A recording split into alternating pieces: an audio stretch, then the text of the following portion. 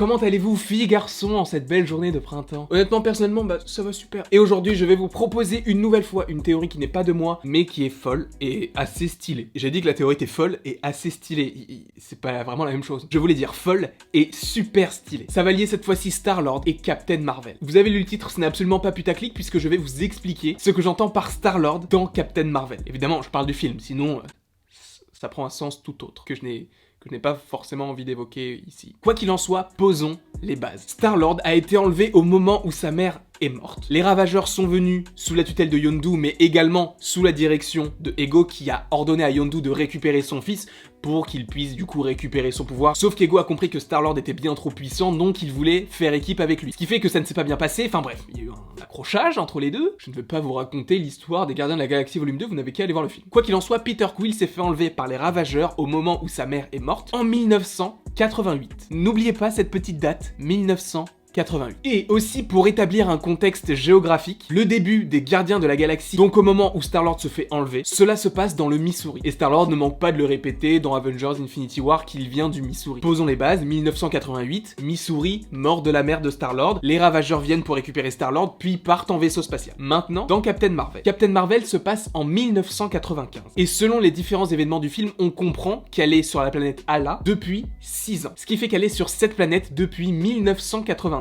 Puisque tu n'as qu'à prendre 1995, tu enlèves 6 ans, tu arrives sur 1989. Pas compliqué comme calcul. Quoi qu'il en soit, elle est arrivée sur Hala en 1989. Seulement, dans Captain Marvel, vous savez, on a des flashbacks. Et il y a un flashback où Carol Danvers est avec une jeune Monica Rambeau, mais plus jeune que l'on a dans Captain Marvel quand elle est en 1995, du coup ça paraît logique. Mais elle est avec une plus petite Monica. Et elles regardent toutes les deux le ciel. On va s'arrêter là et on va poser les bases spatiales et temporelles. Spatiales dans le sens où Monica Rambeau et sa mère habitent en Louisiane. Voilà, les bases sont posées, vous vous dites mais quel est le rapport avec tout ce qui est autour? Tu vas voir, je vais y venir. Et vu que c'est un flashback, montrant même une petite Monica, ça se passe évidemment avant qu'elle aille sur la planète Hala. Donc ça se passe avant 1989. Donc on peut supposer que cette scène se passe en 1988. Et si je te dis que d'un point de vue géographique, le Missouri et la Louisiane ne sont pas excessivement loin l'un de l'autre. Ce qui fait que quelque chose que tu vois dans le ciel, dans le Missouri, tu peux le voir également en Louisiane. Et donc par rapport à l'année 1988, qui est l'année où Star-Lord se fait enlever par les Ravageurs et l'année supposée où Captain Marvel et Monica regardent le ciel et voient une étoile filante, ce qu'on peut en déduire, et du coup de cette théorie qui n'est absolument pas la mienne, mais que je trouve trop stylée, c'est que l'étoile filante que regardaient Monica et Captain Marvel n'était autre que le vaisseau des Ravageurs qui quittait la Terre après avoir enlevé Peter Quill quand il était jeune. Et ça, je trouve que c'est trop stylé. Évidemment, ce n'est qu'une théorie, et je le répète encore une fois pour pas qu'il y ait de soupçons de quoi que ce soit, ce n'est pas ma théorie. J'ai contacté la personne directement, mais n'ayant pas eu de réponse, je préfère ne pas me mettre en situation un petit peu compliquée, donc je ne vais pas citer son nom dans le doute, mais si jamais il le veut, et qu'il me répond enfin à mon message, je mettrai son nom en description. Comme ça, on coupe la poire en deux, y a pas de souci. Quoi qu'il en soit, que pensez-vous de cette théorie comme quoi l'étoile filante qui regarde Carol et Monica dans le film Captain Marvel soit le vaisseau des Ravageurs qui partent avec Peter Quill? Je ne sais pas ce que vous en pensez, n'hésitez pas à me le mettre en commentaire, n'hésitez pas non plus à aimer, à partager, à commenter et à vous abonner, ça me ferait évidemment très